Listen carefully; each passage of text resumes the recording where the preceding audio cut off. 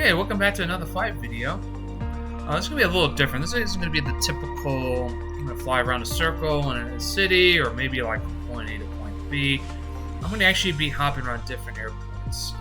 And the reason for this video is I grew up in the Midwest. I actually grew up in St. Louis for years. And one pattern I've seen in the last about 25 years roughly, is a decline of a lot of Midwest hubs. And not all hubs. Chicago here is still a major airport, one of the busiest in the world. Detroit's still a very busy airport. But like in the last 20 years, Pittsburgh, let's say Cleveland, Cincinnati, St. Louis, they've all lost hub status. It used to be like big hubs for like legacy carriers, and now some have recovered in traffic to an extent, but now they're like a mix of legacy to low-cost airlines and stuff, and almost like a fraction of, let's say, their former glory. And before I start, to give you an idea what I mean by legacy carrier, for those who maybe not too familiar with the terminology I'm about to use here, a legacy carrier is like what you would think like United Airlines, Delta Airlines, or American. These are massive airlines, and they use a hub that they call a hub and spoke model. So like if I'm flying out of like Dayton Airport here, let's say I need to go from Dayton to Sioux Falls.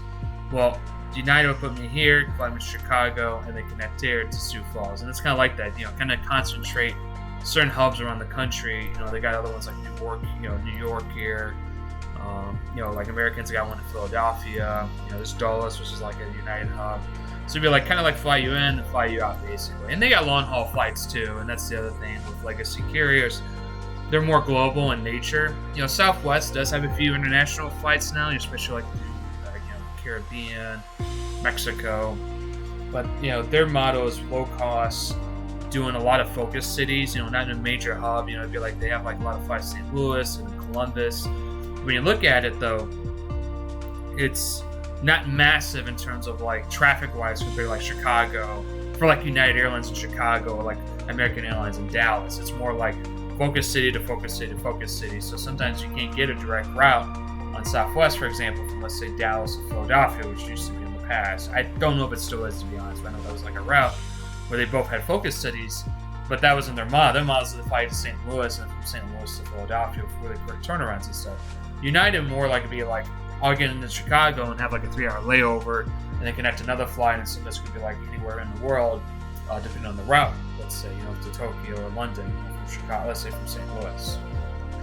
So that's kind of a little breakdown of these carriers, and the reason is that in the last, let's say, roughly 25 years, we've seen the loss of US Airways, we've lost Northwest Airlines, we've lost Continental Airlines, and there's been some other ones like even like American West and so forth, which were not as prevalent in the Midwest, but they will come up here a little later in this video.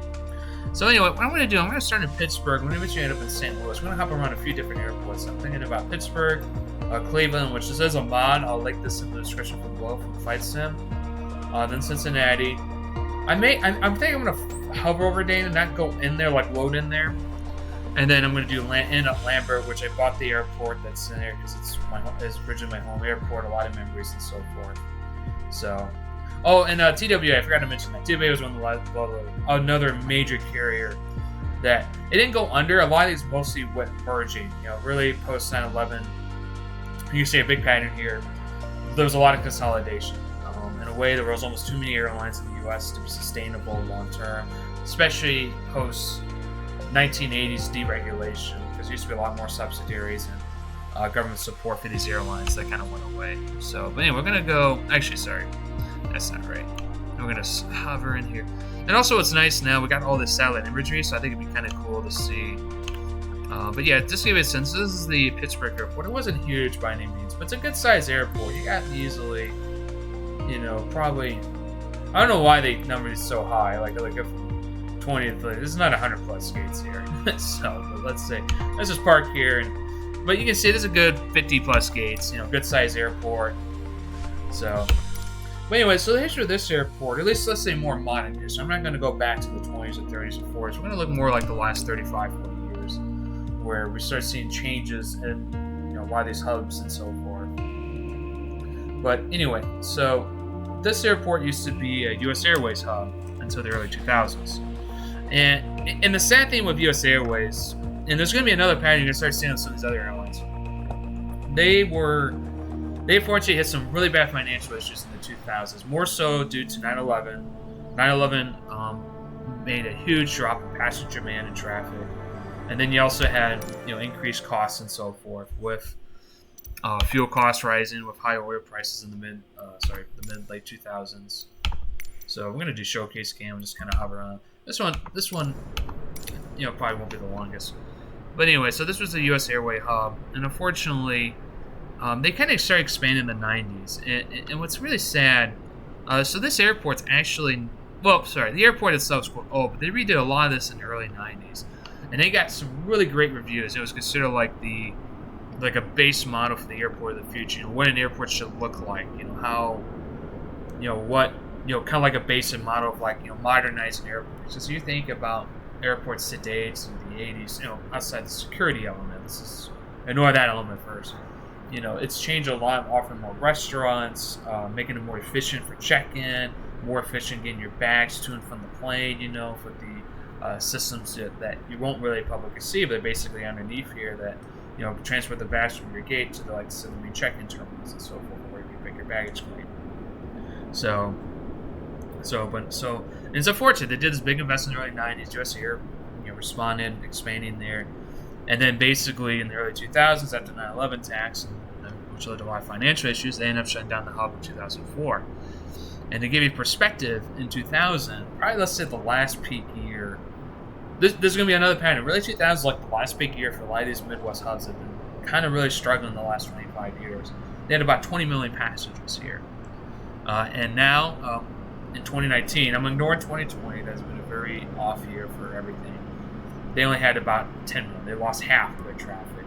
That's how big that hub was. They literally lost about 10 million passengers, that went to that airport. And it just really sucks for Pittsburgh because it's just really just unlucky bad time. They did this big investment, well reviewed, very efficient, but US Airways had a lot of financial issues and they decided to cut the Pittsburgh hub. Now, excuse me, just need a little water. Why did they cut the Pittsburgh hub? Besides the financial, why this hub and another hub? Well, they had a bigger hub in Philadelphia nearby, and that's only let's say from Pittsburgh, probably an hour and a half flights out, 2 hours tops, maybe less than that. It actually depends on your cruising altitude and so forth. So, and it was basically, it's like, what can you do? What could the city of Pittsburgh do? They had no control over that. 9/11 happened. And, US Airways saw more value in Philadelphia. And honestly, I don't blame them. Philadelphia is a much bigger airport. Now we're going to go back to the main menu, by the way, and kind of show you this. So, and this is how the video is going to be set up, a little different. But anyway, so it just really sucked. It's like you had a good sized hub. The people of Pittsburgh, it's about, I think, about 2 million people, metro, I think, roughly. From last I looked. They had a good sized hub, at least you didn't have to basically go connect anywhere. And then within about 12 years after they did all those renovations and changes, it was gone. It basically went away. And you see from here, we'll do this. So let's do departure. And we're gonna do arrival. Just 34 minutes. Wow, that's even less than I thought. So now granted, what they do here, this is a little flawed here. They're looking at total airtime. In reality, it'd be closer to probably 50 minutes to an hour when you look at departure from the gate, landing, taxiing, and so forth. But that gives you perspective. So you had 2 hubs here. They saw value in Pittsburgh at one time, but when the financial issues they had to make a lot of cuts in costs, staffing, and that's what became the accident. And unfortunately, since then, nothing's really come to replace it because there's been even further consolidation of the airports. So, US Airways eventually merged with the American Airlines, and they've kept the Philadelphia hub. So American has gotten rid of some other hubs, which we'll talk about later in this video when we get to that airport, whatever we're referencing. So unfortunately, this is kind of the start. But anyway, we're now going to move on to Cleveland. So this is actually a little, and this is why I also thought it'd be kind of fun to do this video. This one I do have a mod that basically put the actual airport over the AI generic one we just saw, the very bland one. And before we came in here, to give you an example, see, this is another good sized little airport. You may think it's not massive by any means, but for an airport, it's a good size. You look at small airports or regional size, they don't have anywhere this many gates. They don't need to, because in reality, they're not going to be constantly parked and filled every single second of the day. So it's like they're constantly going to be moving in and out until like probably late night, when probably decent amount of gates to be filled planes for the morning flights. So, and at the same time, there'd be planes that come in that can move to the hangars for repairs or maintenance, typical stuff. This is the Cleveland Airport. It's got 3 runways. Pittsburgh had 4, by the way. So I forgot to mention that earlier. Anyway, let's get to the departure. And actually, I'm gonna keep the United Airlines live right now, and they're gonna switch it up as we move forward. I didn't have US Airways, but I'm using United here because this should be a Continental Airlines hub. So, and plus it'd be kind of cool just to see this. Anyway, so this used to be a Continental hub, and at one time, it's about 60% of the traffic for the airport was through Continental Airlines. And you'll see they have a lot of hubs where there'd be like one airline dominates the airport. There are some exceptions like Los Angeles, Chicago, where they're so big they got like multiple hubs for airlines. Therefore, the net traffic gets a lot more split. But you had these airports for a long time. It was really like one airline dominant, especially in the Midwest, like Cleveland, St. Louis, and Pittsburgh, where they counted most of the traffic, and that was the airline's base. You basically, for direct flights to a lot of locations that didn't go to at least another major city or hub or competitor airline, you would have gone through that airline. They would have counted for that. Continental would have counted for most of that traffic.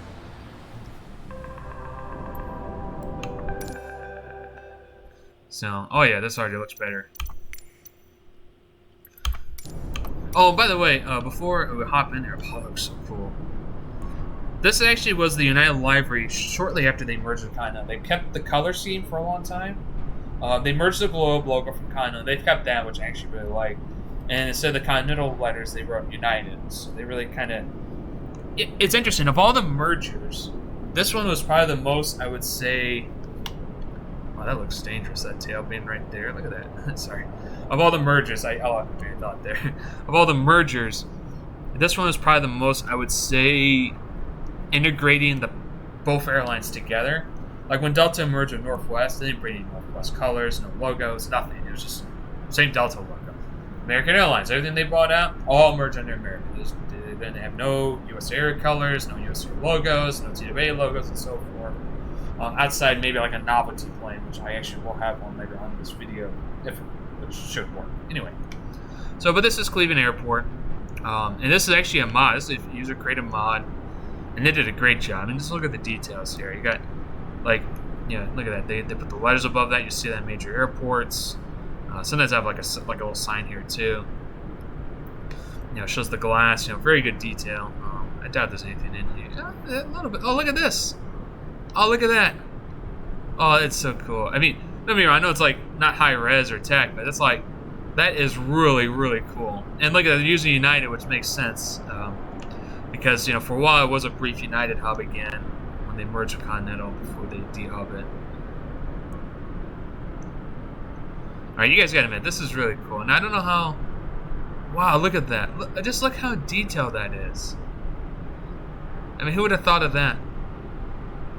And this is the American Airlines. I wonder if this is actually in the right spots. It makes me wonder. That's actually a real brewing company, by the way. Yeah, see, this is, and look at it, you can see your plane right out here. I do love that when you get these views. This is really cool. I'm glad we decided to do this one. Anyway, I apologize. I did not expect this handcrafted airport to have this much detail and stuff inside the airport. Outside, I expected, but not inside. So to me, that's just awesome. It shows how much love and work they put in. But you know what? There's something to say about these airports, because there's a lot of people that grew up in the Midwest and these cities that have lost these hubs. And as I said earlier, when there's a Continental hub, it's about 60% of its traffic. And they merged about a decade ago, and they eventually closed the hub. And the reason for that, and simply put, is in the map we're going to see later. When United merged with Continental, so Continental's hubs were basically Newark, Cleveland, and Houston. Those were the 3 big hubs, to my knowledge. I think they might have something small for the cities, but those were the big 3 hubs. United, before they merged, had Chicago and Dulles in this region. And I'm talking about this region, basically, you got to keep in mind, we're talking about region. Yeah, they have a big hub in San Francisco, but that's not going to impact it. That's like, a 4.5 hour flight away. So when they merged, all of a sudden, here's the United's hubs. Before, which would include Cleveland before they got rid of it. Newark, Dulles, Cleveland, Chicago. In Cleveland, there's only like an hour and a half flight to Chicago, an hour-ish flight, hour and a half to Newark, an hour-ish, hour and a half to Dulles. There's like too many hubs in one area. And especially, I hate to say it, it's not to be mean, Cleveland is a good-sized city, decent amount of people, but it's not a massive city. It's not Chicago. Like, no way you're going to give you Chicago up. It's a city of 9 million. You have a lot of your global partners through there. Newark, New York City area, same reason.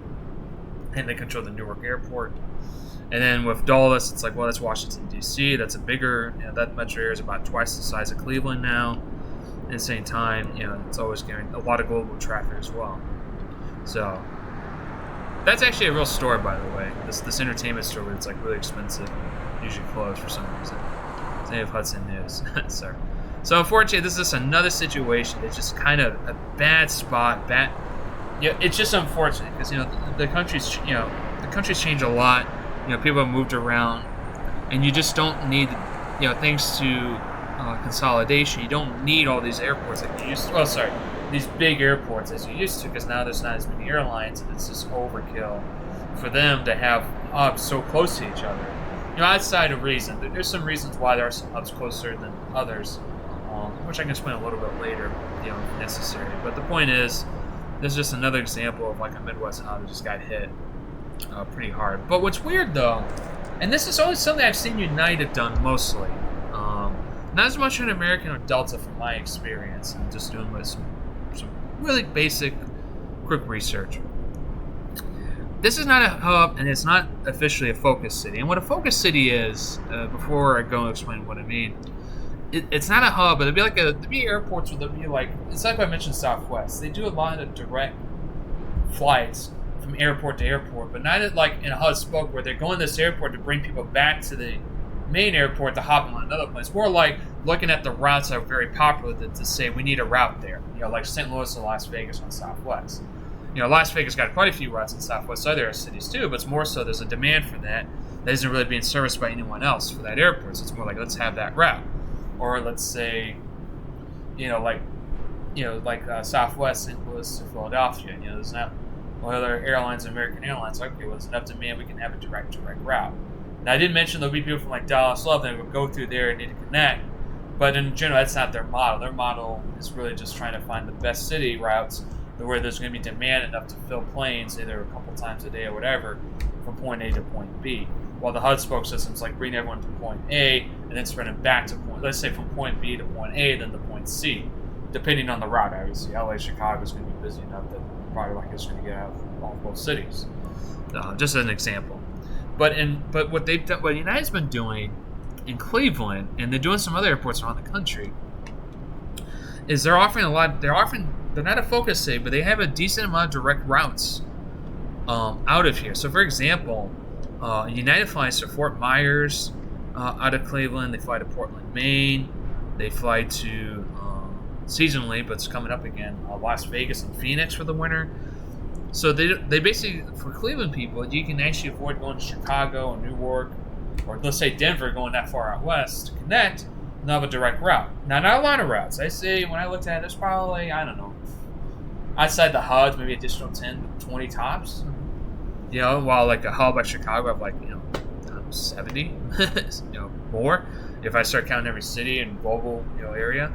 So that's what, and the point and reason is that they haven't fully 100% abandoned the airport. They've actually kept some staff members there, like training facilities, I think, and have put some focus cities. So they haven't fully abandoned it, but they have said it's not considered a hub or a major impact, and especially because I mentioned there's just so much in their area. It's just an overkill how much there is. They just can't do it. There's just so much near it, basically. So. And they don't have any more long haul overseas flights. I think when Continental was still there, they had like flights to London and Paris, and those went away. So, and this is kind of the pattern you're starting to see with other airports, that they just, when there were more legacy carriers and had their own legacy, and the other legacy was like another, like that carrier like Continental was still like, well, Newark wasn't far per se, but after that was Houston. Basically we just had 3 hubs, and they basically used the Newark as an East Coast hub cross country, and then like get the Cleveland Midwest hub where a lot of people from like Michigan, Ohio, let's say other parts of Ohio or Kentucky and stuff come here and then connect to get across country, let's say. And now that's all gone, because now it's like we're just going to route you to Chicago, Newark. So, yeah, this looks like this must have been one of the newer terminals here. Let's see if there's any. It says United as well. So, now I don't know how accurate it is, but it's pretty impressive here. They actually got real brand names and stuff. So, ironically, they put a United plane here. That's not mine. So, yeah, because we're over there. So, yeah, as I said, it's not gonna be 100%. Lufthansa bridge will never be out here. So, that's what we're lost. So, but anyway, let's hop back out, and we'll go to the next airport. That was really cool, by that mod. And this is also what the video is going to be. Some looking at mods and looking at a couple of handcrafted airports.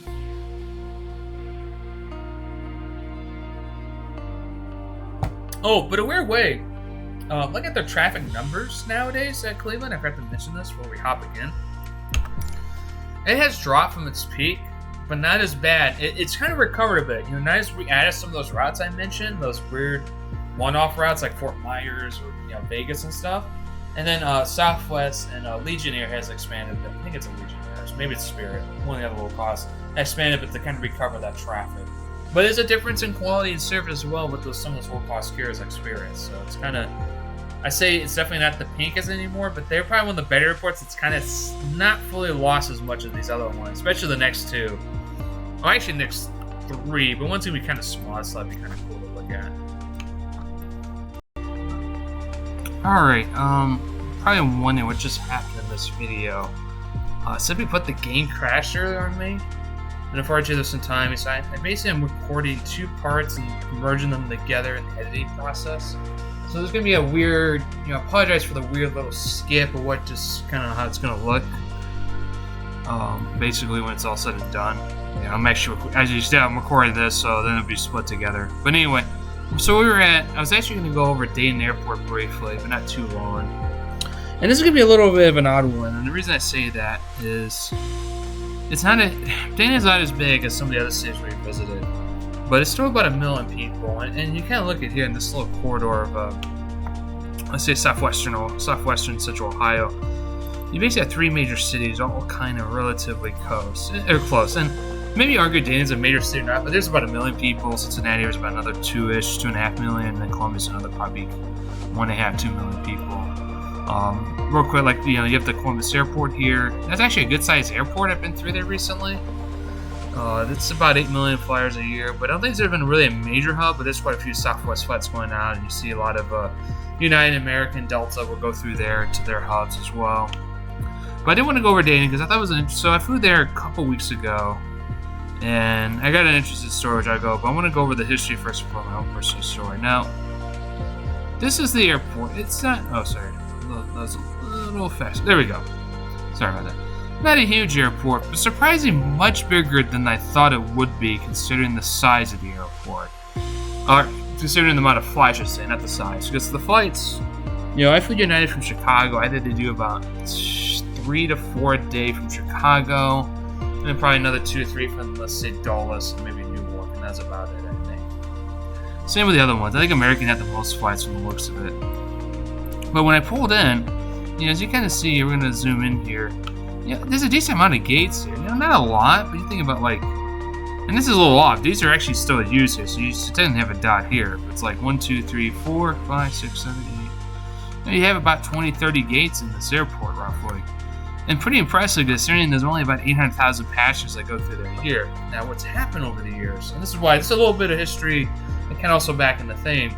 It used to be an airline called Piedmont Airlines, and this is kind of the thing you saw until the 80s when when the deregulation phase started. There were a lot more of these smaller regional carriers that would service airports like this, or even Ozark Airlines in St. Louis, which I'll talk about more in detail later on in this video. We had someone like Piedmont, which is around from the late 50s to the mid 80s, and then US Air brought them out. And what they didn't make it into a hub, but I think they made it to a small hub and then to its focus city. So not a major operation, but a notable operation for an airport this size, but there was enough demand for it. And this was also during the phase where you still didn't have the amount of consolidation you see today. There's a lot more of these smaller hubs. At the same time, it's also, it's not like today where you have all these, you got a nice good amount of planes where you can actually have smaller planes to go longer distances and so forth. So it made more sense also, I think, to have more of these smaller hubs. And it used to have an actual impressive cargo base here too, apparently, because there's actually a good amount of, it's a decent sized complex here. As you see here, quite a few hangars over here. And it's got three good sized runways actually. And there's also this basis of operation here. Let me pull up something real quick. I apologize, I actually forgot to pull this up real quick. But in the meantime, I'm pulling up about the cargo stuff, and this is another thing you'll see also some of these other airports up in the West. I had a very interesting story about, actually a little over a week ago. So, I was flying to Dayton for some family stuff, personal reasons, but then when I was flying back on Monday, it's like my flight was supposed to leave at 11:30, Eastern time, get back to Chicago by noon Central time. It's about over an hour flight, roughly, I would say, total. I get a message, at 8 a.m. saying the flight's already going to be late. And what happened is their schedule screwed up. The plane I need to get on was going to arrive around 11:30. You can't really take off. You can't land, deplane everyone, get all this stuff off, clean it. You do a quick clean. Even this is a small plane, it's about 50-seater, roughly. And turn around like in a minute. You need at least a half hour usually, and more in general, you see about 45 minutes to an hour usually for these turnarounds. So they did they did something stupid like that. And I was like, okay, fine, it'll be about 30 minutes. Like, no big deal. I can deal with that. Well, then, it comes around noon. We get on the plane, and I see the captain standing. He's not standing he's not in the cockpit. He's outside the cockpit, like near the entrance of the plane. This is a CRJ Bombardier, so it's going to be a good example. I can pull it up right now. It's one of these planes right here, basically. So it's basically one of these planes.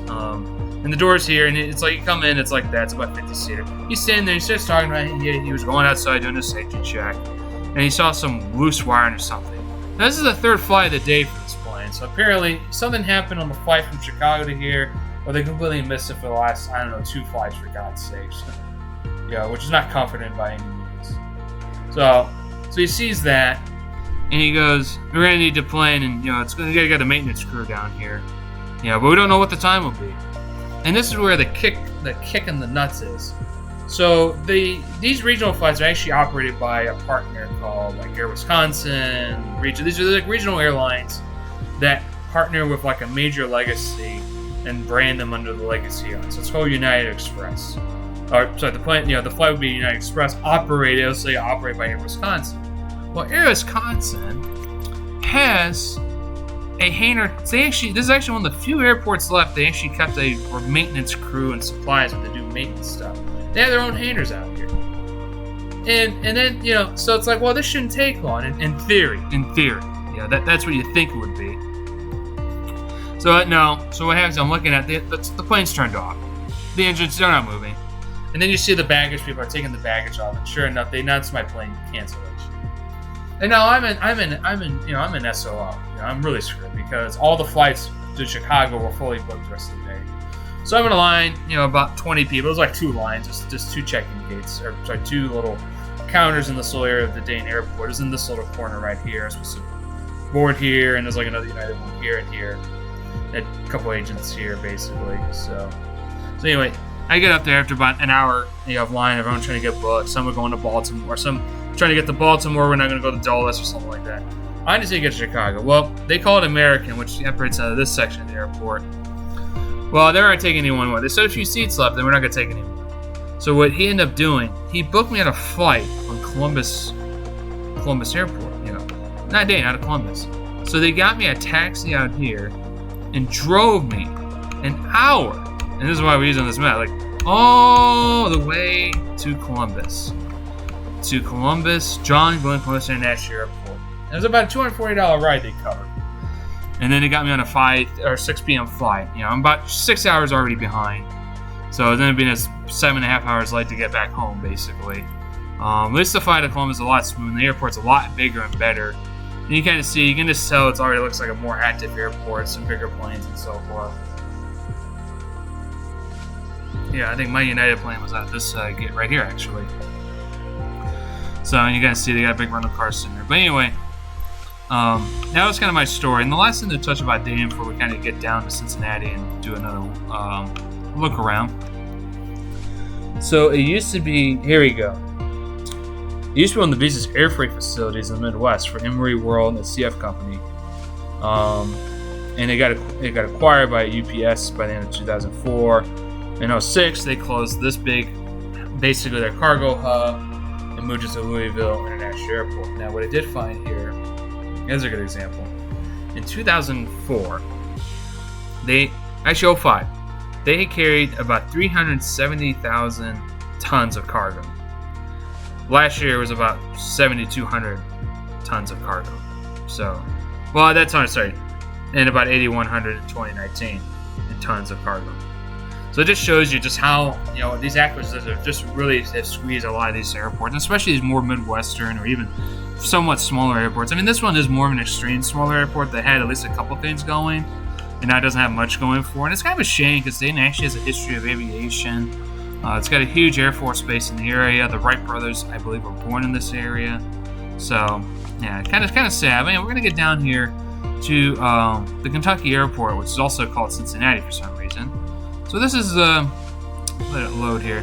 So there's downtown Cincinnati. Here's the airport. It takes about 20 minutes to get there from downtown. Really stupid. I mean, they need a lot of land, and they put it way out here. But you see, most people live north. So you're way up here to get around anywhere out of Cincinnati. Yeah, it's very, very bad. I think this is the really original old airport, but it's not used anymore. Or it's like a small operation, a private airport. So, but anyway, this used to be a Delta hub for a long time. And, fortunately what happened, some of like all these other stories, well, they merged with another airline. In this case, it was Northwestern Airlines. Hold on one sec. This one I need to get to. There we go. We're gonna blow a little retro here. I'm gonna go out of. I'm trying to think which one's the main one anymore. This airport's changed a lot. Yeah. Hold on one second. So, actually, you know what? I think we'll see it. Yeah, we'll go here. Set as departure. All right. So. Anyway, so basically this was a long-time Delta hub, for, years, at least when I was growing up as a kid. I don't know, I'll be honest, I really couldn't find maybe when it officially became a Delta hub, but it was a long-time Delta hub for the Midwest. So they're big hubs for a long time in the eastern half of the country, basically like Atlanta and Cincinnati, and then I think LaGuardia. And LaGuardia is a weird one because those are hubs out there, but they're not as big because of just how congested and everything is and so forth. It's such a busy region airport. But good example, it peaked around 2000 with about 22 million passengers when it was the height of a Delta hub. In 2019, again, excluding the pandemic year, pandemic phase, in 2019 it had about 9 million passengers. It means it lost over half of the amount of passengers from its peak. Pre 9/11, and I'm using pre 9/11 because a lot of airports that didn't lose their hub status has eventually recovered and surpassed 9/11, like post 9/11 traffic. But mind you, really 9/11 was, I would say, and I think the pandemic's another phase, which we'll see how things turn out with the aviation industry. But really, the post 9/11 was like a big shift in air travel because all of a sudden, it's like, now. Back casing, like, TWA was already going to be merged with American. That wasn't due to 9/11, but these other airlines, US Airways was financially trouble, ended up merging with American. Continental had troubles, merged with United. Delta actually had troubles that came out of it, but I think Northwest did, and they merged together. So you just started seeing a lot of massive consolidation of these kind of remaining legacy airlines, where it's became three massive legacy airlines now. So. Real quick, let's enjoy the old Delta library. I actually love the old ones. When I've seen this, I think there's a couple of planes that use this, like as a homage to the past. I think it's a lot better than the newer version, in my opinion. So, as you look, this airport looks very desolate, and that's very accurately so. So, I have been through this airport, but it's been a long time since I've been through this airport. There's not much going on here either. Excuse me. But, anyway. So, now, what's interesting about this history of this airport for a long time, and actually what benefited Dayton too for a long time, For some reason, Cincinnati, when it was a Delta hub, was one of the notoriously expensive for this region. And, it had some of the highest gate fees and so forth, airport fees for airlines that coming out here. Because a part of the reason your ticket priced, there's several factors, but one factor that people may not fully understand and realize, it's actually the airports themselves. They charge for the gates and operation of facilities they've used in there as well. And they were notoriously more expensive. And in fact, I know a lot of people used to fly more to Dayton, and like family and stuff that I knew in Cincinnati, Ohio, would go up to Dayton Airport because where they live in the north and suburbs, they're only it's basically they were in between both airports. Obviously, more options and flights out of Cincinnati, but it's like, if I need to go to the city and I can get there in around the same amount of time, or maybe a little extra time, who cares, and save an extra $150, it was worth it. And a lot of people felt the same way as well. So it was really interesting. Now, that's changed in the last about 5-10 years. They finally realized after the Delta Hub closure and so forth that they really have to lower fees to be competitive in this region. Because Delta, as I kind of mentioned when they merged with Northwest, they killed the Cincinnati hub because they were going to basically use Northwest's old headquarters up in Detroit. I believe that was their headquarters. Maybe it was Minneapolis. But basically, they had a massive hub in Detroit, and they decided to consolidate the Midwest operations there, and then again up in Minneapolis, which has a kind of a strategic area, which is kind of a little isolated, and there's a lot of good Midwest flights for the Great Plains there, like Iowa, the Dakotas, Nebraska, and then even going into the Rockies and so forth. While the Detroit hub isn't very good, obviously, like stuff in Canada, but also other situations in the Midwest, even back to Cincinnati. So, and to give you a point, Delta was 75% of the airport out of this, or 75% of the traffic out of this airport. That's how big Delta was here. They were the Cincinnati airport, and 25% miscellaneous. And sadly, that was ended up being the downfall of the airport. They were so reliant on Delta, and Delta basically had like a mini monopoly here. Why the cost was higher than it should be probably for an airport and city of this, or for a city, like so much competition nearby, ended up being their downfall. And what's really weird, and I think this is it over here. Unfortunately, I cannot find good old maps yet, but I'm going to move over here. So they have about 3 concourses here, or they have 2 concourses. Let's say that's A and B. I believe. They used to have a third one, and you can look at this map here. Where could it be? It's like, look at this big area here. Like, it's so weird, isn't it? This little area here. I believe this used to be Concourse C. So what they did, they built Concourse C in '94 because Delta was growing. They're adding more flights out of Cincinnati at the time, so they needed more space. They built Concourse C, and basically it is closed in 2008, and they demolished it a few years after that. Because, and I'm not joking, and you're looking over here. It's hard to say if this is fully the area, but it's like I'm looking at this, and it's like this is a big space. Looks like there used to be stuff here, and it's just like, you got some lines and stuff. Like, it looks like there used to be something here.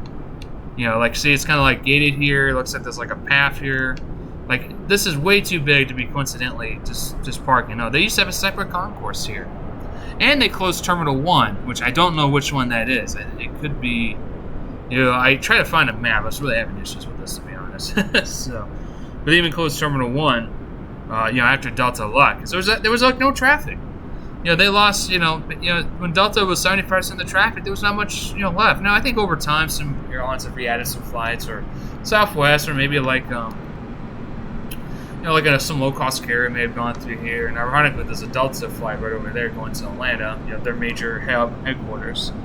But yeah, it's like, this is just another sad story of a Midwest airport just basically getting squeezed out during this consolidation phase and these mergers and acquisitions, and it's like, there's not much left afterwards. And unfortunately, especially for an airport like this, and I think the final one, St. Louis, which we'll go into in a bit, it really impacted them. And it's sad too, because like, there's a lot of space here. I mean, this, if you need to put a new hub, you got the runways. I mean, you could rebuild, a new terminal here. They got the space they tore down. One of these is Terminal 1, which I think it's probably, well, I'm going to say, I know they use an underground tram, I remember that. But basically, you have an old terminal that isn't being used anymore, so, and, the sad thing is, it's like, but yeah, that's probably never going to happen.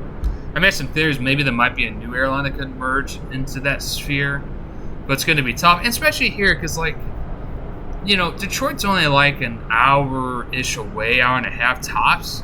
Atlanta from Cincinnati, I think it's about 2-hour tops. You know, United was never really a player here, so I'm just looking at the Delta window.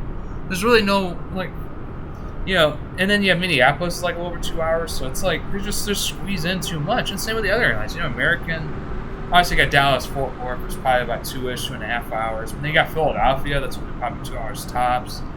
You know, United's in Dulles in Chicago, and that's like an hour, hour and a half, hour to 2 hours depending on which route. Same with Newark. So it's just, you know, unfortunately, they're so squeezed because it makes more sense for these airlines just doing these regional or just send a few flights and send them back to their main hub where they got everything. You know, that way you're not trying to fund like several hubs. You just need a hub for maybe every, let's say, you know, like a big circle that covers roughly about 2 hours of cities, and then vice versa. Minus some exceptions like out of New York, because New York and DC is very close, and there's like, you know, everyone's in New York is the biggest city, and then out west you see something similar with San Francisco and LAX with United. So, but yeah, anyway, let's go out and get to St. Louis. So,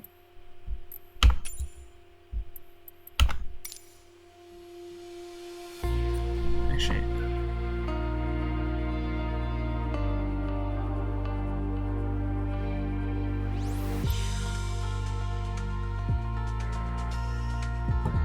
excuse me.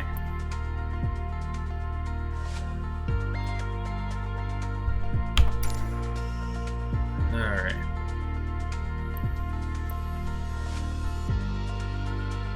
Yeah, so I'm trying to be careful. So, as I said, I recorded this early in the day, and now it's like getting later in the day, so.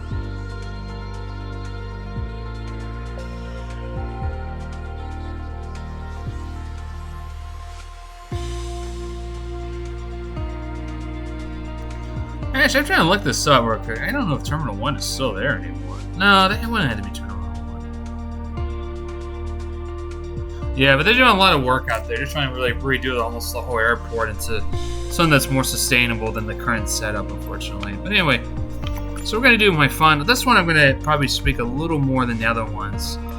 For one reason, this is kind of my old home airports where I grew up. You know, I grew up in the St. Louis region. And I was very fortunate to get to fly TWA for a long time. So, alright, sorry. So this is the TWA airport, and this is going to look a little weird, but we'll see when we get there. So most flights will operate out of these two concourses. So this is the East Terminal, and this is Southwest Airlines. Over here is like American or Delta and United, I think Air Canada, and then over here is American Airlines. It's got 4 runways. The original runways are this, but they built this one in the early 2000s, and unfortunately this got built pretty much right when 9/11 happened, and then the consolidation, the closure of the United hub, or sorry, closure of the American hub. You know, we're going to use this gate C12. I'll go over this in a little bit, see how it looks. This is also one of the bought airports out of the store. I decided to buy this one. This is kind of like a part, you know, because I just grew up in St. Louis. It means a lot. Yeah, for me, it's like very cool to finally see this airport. It's got some unique architecture too.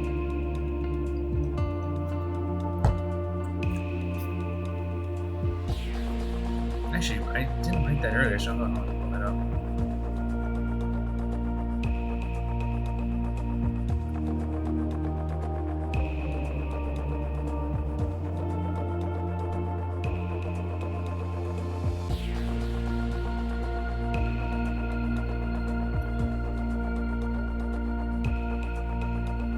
Yep. I'm still here, by the way. I'm just pulling something up.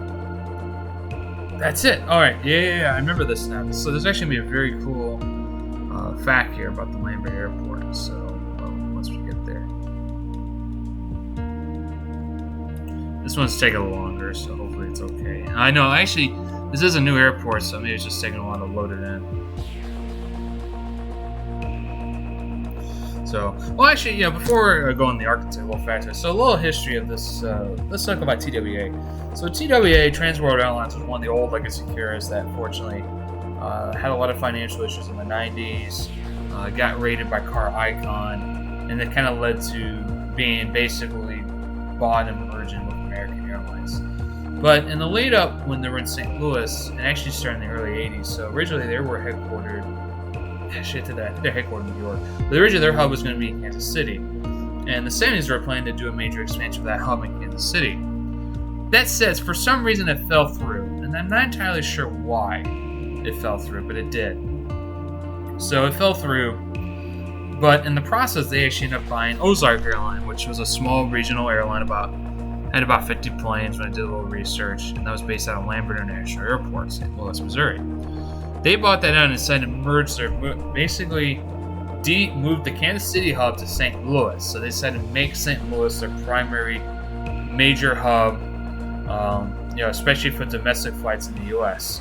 Meanwhile, a good example, the New York hub at JFK, the famous TWA Flight Center, that was more like that was a good sized hub, but more so for the transatlantic routes. That was where their international routes, like to New York to London and so forth. But believe it or not, they had a London ride to St. Louis, so it was a time for a while. You could fly directly to Europe right from St. Louis, so. Yeah, alright.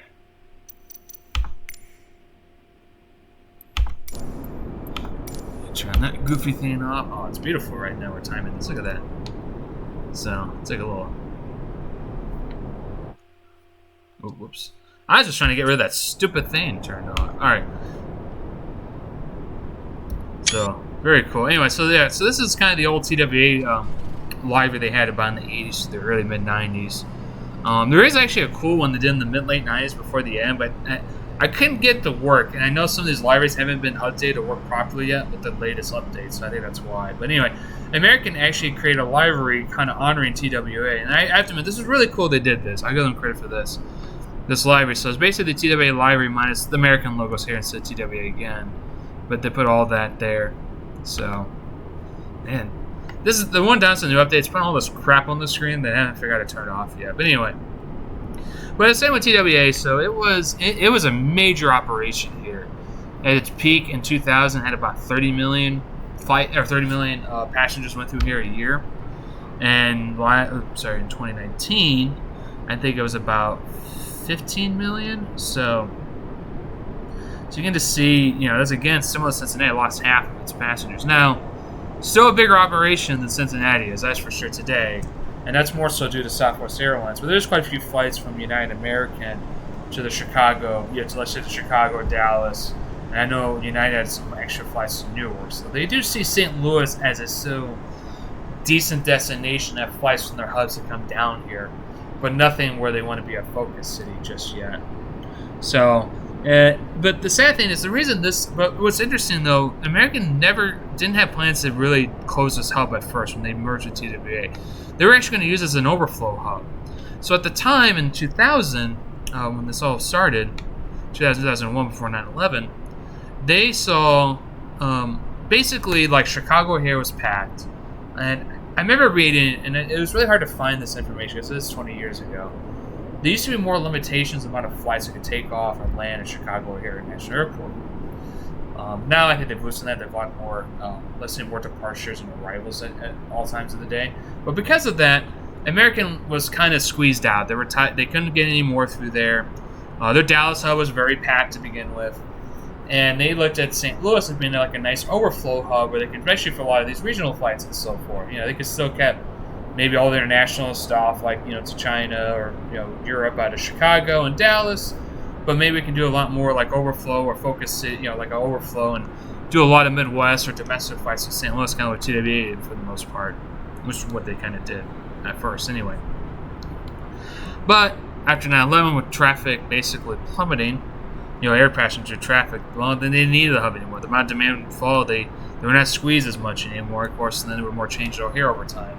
So that really led to the D-hub, basically the closure of the St. Louis, their hub operations at Lambert Airport.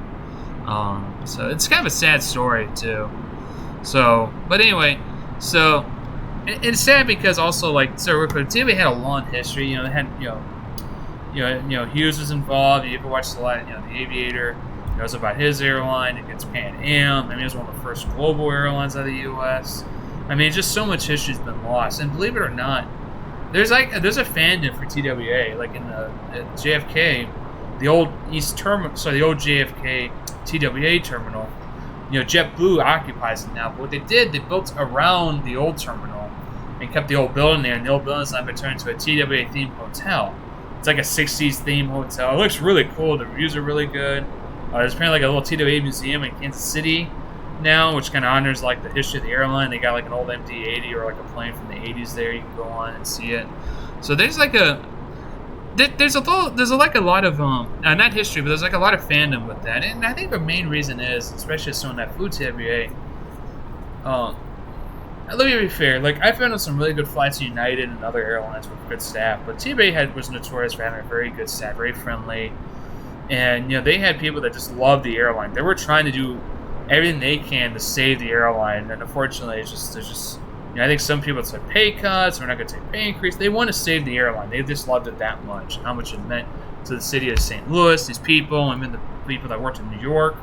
Like, they were just doing everything they can, and unfortunately, they couldn't stop the you know, there were such financial issues. They just couldn't get it turned around, unfortunately. So, but because of that, you know, it has a lot of history like that. A lot of people, a lot of good fond memories. And, you know, unfortunately, American, to be honest, I honestly don't fly American really at all if I can avoid it because of how they treat the TWA crew. They did not treat the pilots very well when they did the merger. They ousted a lot of them. They didn't handle the staff on the ground that were from St. Louis and these other airports that were tied to TWA very well. And I just found that really disgusting and very unethical and immoral. So, you know, it's why I fly United. And United's not perfect. I know they probably screwed people in Cleveland and so forth.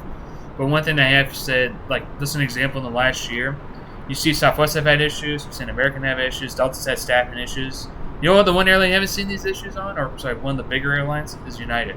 They didn't really lay off a lot of people during the pandemic last year. They cut, you know, there were big cuts at the top. They basically tap into reserves to keep people employed, just do what they can to stay there. They get through the tough time. They did a lot more than American just started laying off people, didn't care, and now they're shorthanded again. And people's like, "Why do I want to work for you? You like, you know, it's like I know you had a tough time, but you gave up. You did nothing to keep me around. Now you need me to come back." And it's basically like a big middle finger like that in their face, rightfully so. And honestly, they have a history of that, and that's why I don't like American. I think they're, you know, I think the only reason they've grown over the years is because they keep buying out other airlines because they can't grow organically because they have no, you know, for lack of reason, I have a fucking idea how to build things organically because they're worthless. There's my rant for the day. So, but anyway, but anyway, kind of a little of the history of the airport, and actually, I think they did a good job. The reviews are kind of mixed on this, but I think they did a good job. But like, what's really cool, and I'm glad to have this, is this atrium here. It's kind of a really famous atrium. It's been there in the like late 50s, early 60s. You know, it's very famous. It's been actually renovated in recent years. It's got a lot better lighting coming in now from the windows. A little more brighter with the new counters. But the architect that did this, his name is, it's Japanese, and I apologize if I mispronounce his, Minoru Yamasaki. What makes him very famous, he designed he's the architect of this airport. He was also the architect of the World Trade Center, you know, the two towers. Yeah, and he also had some other ones like Prut Igno, which is a really horrible project that was built in St. Louis and didn't last long. But yeah, the same architect of the World Trade Center actually designed the Lambert International Airport here. So, and this is actually a pretty good job. This is actually how it looks outside. See, they put like, it's kind of weird. It's like a little temporary parking here, drop-off lane. It's not too bad, actually. It's a little easier. They put like, you can easily pass on the outside and get in the inside. They really need that Chicago here because it really sucks. So, just kind of seeing if there's anything there's anything in the building now. Yeah, maybe that's why people didn't rate it well. There's nothing in the buildings, which, you know, I get. So, but anyway, so as I said, the architect of the World Trade Center designed this airport, and then what it originally was, so over here, it's really weird. They used to be called Terminals 1, 2, 3, and then the East Terminal. Now they call them Concourse. So this is Concourse A over here. And Concourse A, as I mentioned, is like United and Delta Airlines go through here mostly. You know, United's kind of like down here in this corner, and then you kind of have Delta around here. It's been renovated. It's actually not bad. It's got some, better couple of nice restaurants now, kind of like a good burger place and a pizza place. So, and I think, to my understanding, Terminal Concourse A, or what they used to call Terminal 1, was always basically the other airlines terminals. Now, obviously, during the time you had like America West and US Air, I'm assuming they also went through here and so forth. Then over here, this used to be the international area where they had a customs stuff. I don't think the customs there anymore. Actually, no, they don't use this anymore. This is not used anymore. Now, the design looks like it still can be. They put a plane there. But reality, this is not. They closed this terminal off. I think it's now used as like conference rooms and stuff, or other stuff. That used to be the international. It used to have a customs, stuff there. Flights from London would go through here. And you kind of see it's almost like yeah. So look at this. Looks like they kept the old numbers here, but there's no gate. There's no bridge. There's no these big planes would have bridges at the time in the 90s. So they obviously took those out. There's no need for it. And you kind of see it from the light parking here. It can handle several international planes, and I think Air Canada obviously went through here as well. And now this is where it gets interesting. So terminals 2 and 3, or what is known as Concourse C and D now, which is that was the TWA section. It was massive until the East Terminal. You can look here, and again, so this area is mostly closed off. And I'll go into that in a little bit, but you look through here. This is still used by American, but I don't think they use much of it. A lot of it's usually pretty empty through here. They did usually mostly these few gates right here. But this is all TWA. And then look, there's even numbers where there's no bridge anymore. And I think this has been pretty accurate what it looks like today. This looks like a bug here at 8. That doesn't make any sense. But it's like that. They had these gates, but then you go over here. They had more in here as well. Which I still think they still use a couple over here. But then you kind of look over here. See, there's numbers over here. And this is pretty accurate. This is how it looks like today. So there used to be even more gates they've taken out through here.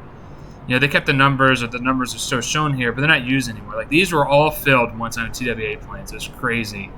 And same at the end here. See, they've taken a few out over here in the end. There's no reason to walk down this way. There's not enough air traffic.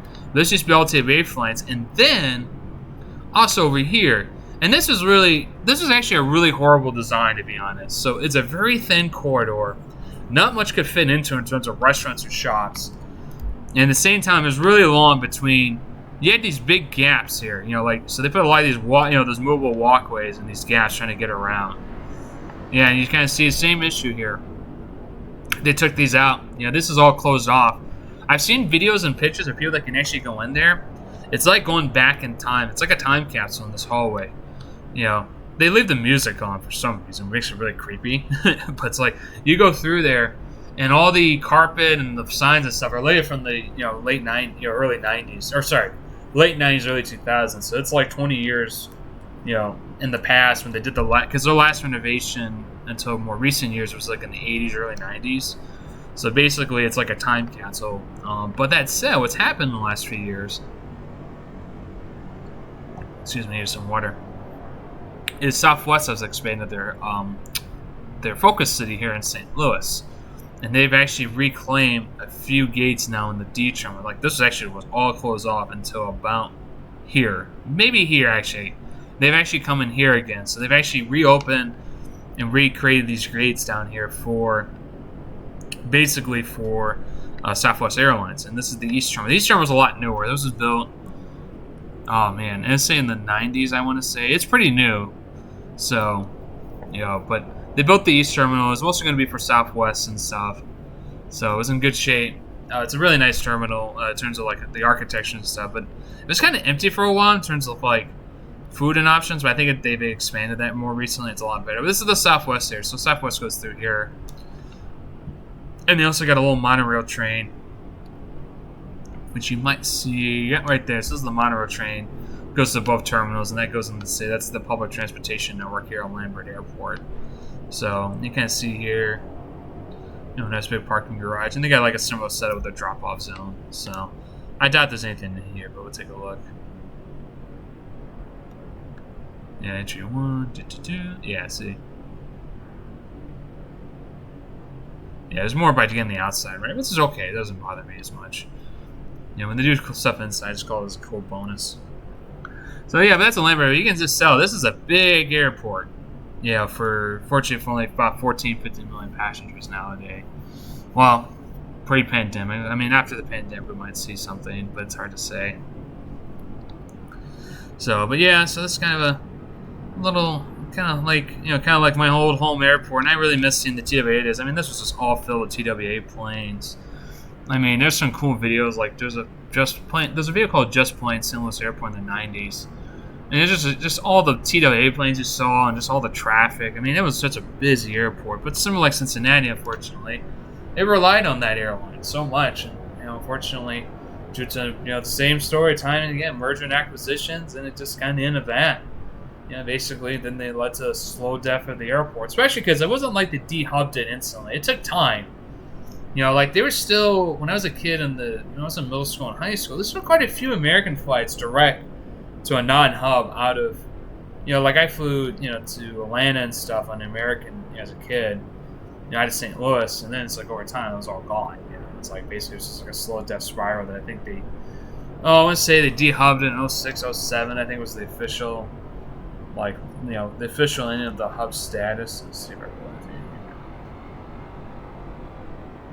Yeah, because the other thing was also fuel costs led to the dehub. They just didn't see the demand keeping here and so forth. So, anyway, I say we'll do a little fun. We'll do a takeoff and one the video shortly after that. Yeah. I remember this now. I don't need to do that. Oh my God! Hold on. I'm sorry. I'm really screwing this up. What's going on? Oh, right. Alright, let's see. It used to be a little thing here. There we go. Let's go and see if I can. I haven't done this in a while, so we'll.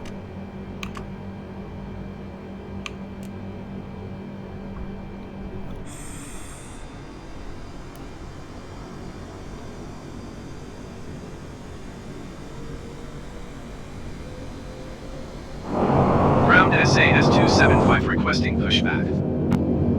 SAS 275, pushback request accepted.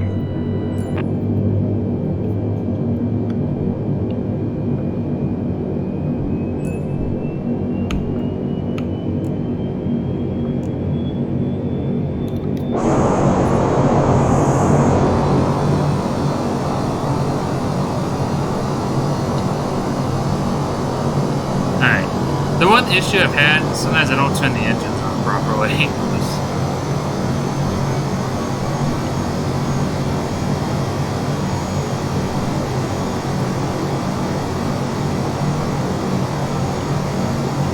Oh yeah, we'll do a little TWA flight out of here. So overall, they did a good job of this airport, and I think it does a really good job showing how big it is and how there used to be so much more out of here.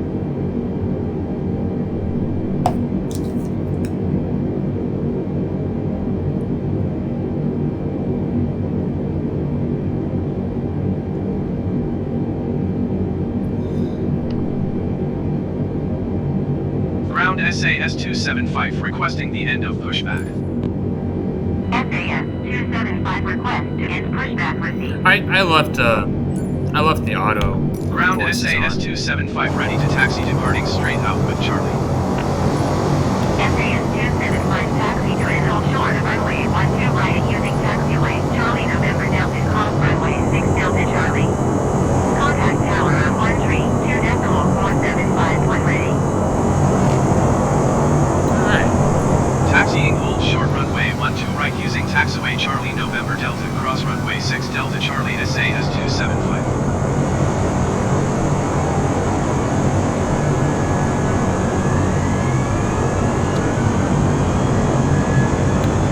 Oh boy, I don't think I got far out of it. Let's see how this goes.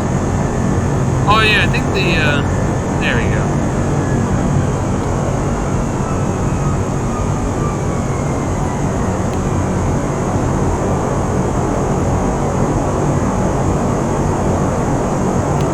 Yeah, actually I've not done this one as much. Like, I haven't done the taxis for sure. I think that looks good.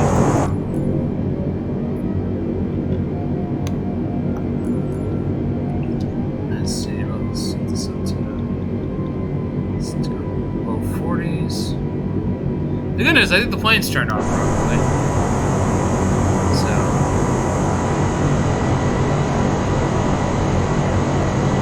Alright.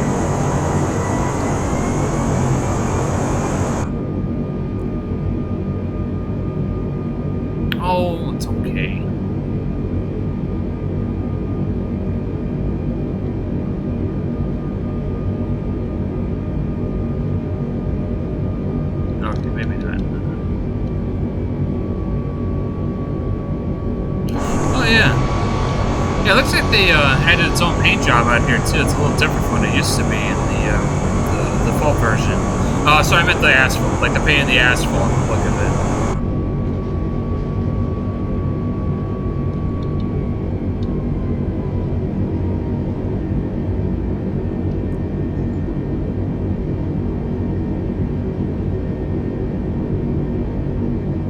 There we go. It's about technically it's over speed.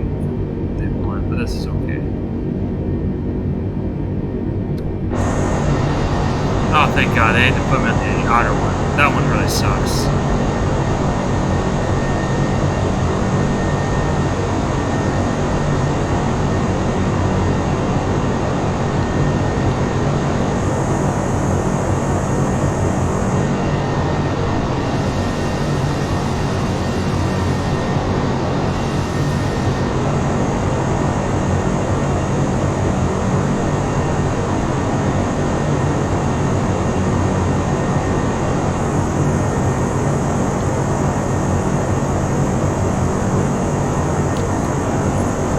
SAS-275 ready at runway 12 right straight out departure.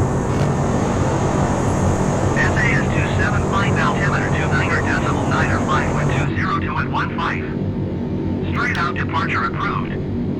Cleared for takeoff runway 12 right. Cleared for takeoff runway 12 right SAS-275.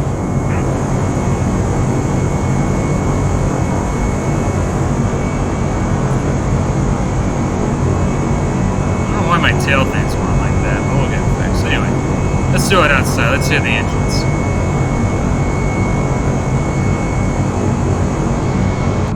And we'll go back inside because it's always so cool seeing that.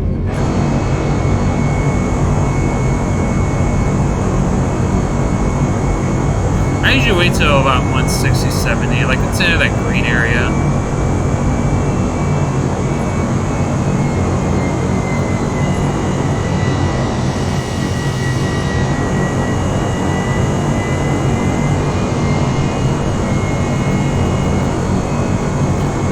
Towards east to St. Louis, so we fly over that a little bit and then call it a day. See, enjoy the sunset here. SAS-275 leaving my airspace, frequency change approved. Yeah, so I changed my mind. We decided to do a little flying towards the end of this. Frequency change. SAS-275 is type Airbus A20 entry miles southeast of St. Louis, 2,900 feet. Request clearance to transition Bravo airspace. SAS-275 approach. Squawk 4457. It's currently cloudy and hazy in the Midwest today. SAS-275 radar contact 4 miles southeast of St. Louis, 4,100 feet. Cleared through the Bravo airspace. Maintain on navigation. Cleared through the Bravo airspace SAS-275.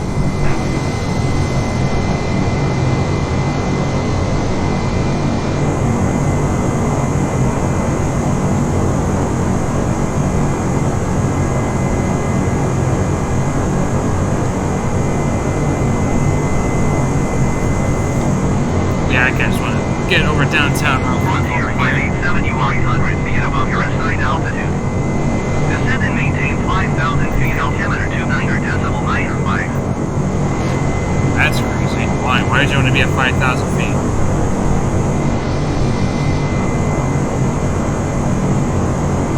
Descend and maintain 5,000 feet, Frontier 587.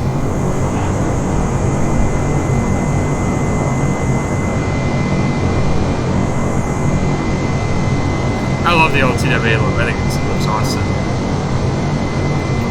Yeah, but there you go. There's the arch of downtown. So, there's Illinois. So, anyway, hope you guys enjoyed this video and learned something new about these airports and stuff. I thought it's something to be interesting to talk about, something different. I think I'll try to do something about these new updates soon. I gotta do more. I gotta download stuff and get stuff. So, but anyway, I thought this would be fun just to do this and around the Thanksgiving holiday. It's busiest travel day of the year and so forth, especially for flying. So, anyway, I hope everyone has a happy Thanksgiving.